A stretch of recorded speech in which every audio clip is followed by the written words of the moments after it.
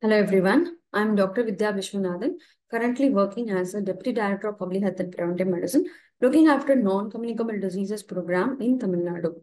I'm happy to share with you today my leadership project, which focuses on enhancing referral adherence in cervical and breast cancer screening care through community health worker-led barrier counseling and navigation in Tamil Nadu. As we all know, breast and cervical cancers are the most common cancers among females in India. Both the cancers are curable when detected early and treated adequately. Tamil Nadu is implementing a cancer screening program since the year 2007. In any cancer screening program, ensuring proper referral mechanisms and high compliance of the beneficiaries to the referral decide the success of the program. However, suboptimal referral mechanisms, lack of a proper navigation system, and non-compliance of the at-risk women lead to challenges. A study in Tamil Nadu showed 42% of women who were screened positive during a cervical cancer screening did not reach the higher facility for confirmation. So the objectives of my project are to explore the barriers faced by women who are screened positive, to visit the referral centers for diagnostic assessment, and to explore the potential solutions for these barriers, to implement and determine the effectiveness of community health worker-led barrier counseling and navigation to achieve compliance.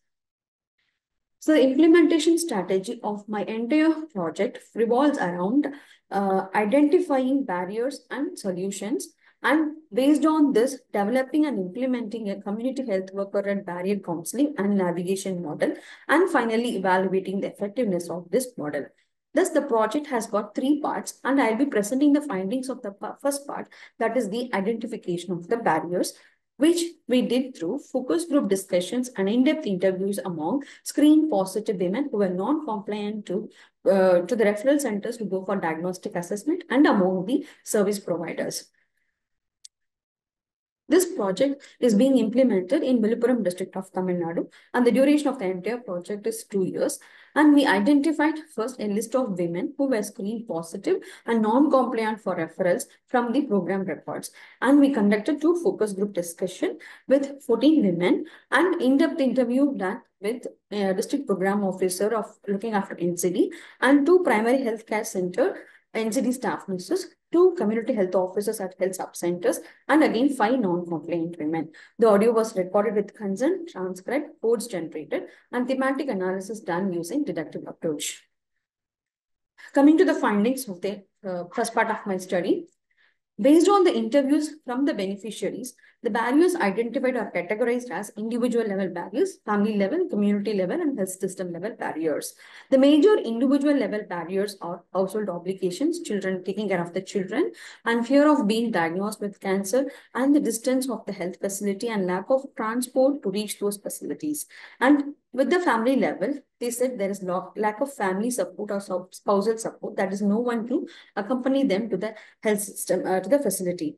And stigma related to cancer, false behaviors were identified at the community level. From the health system level, the non-availability of specialists, appointment scheduling, and long waiting hours, delay in response and other services, and poor interaction of the service providers with the beneficiaries were identified as barriers.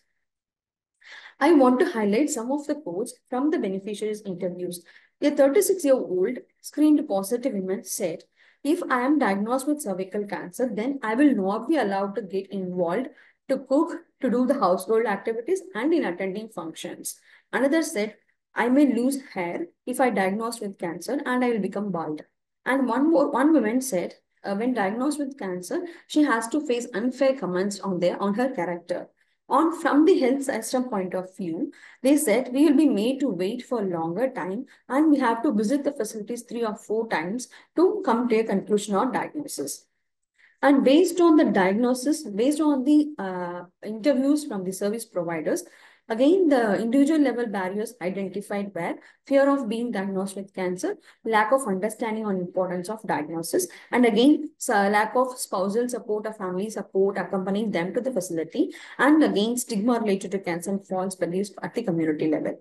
At the health system level, the service providers suggested that non-availability of specialists, long waiting time, and challenges in the referral process and follow-up, less awareness materials available on the diseases on the services available and challenges in processing the insurance claims in getting the diagnostic services.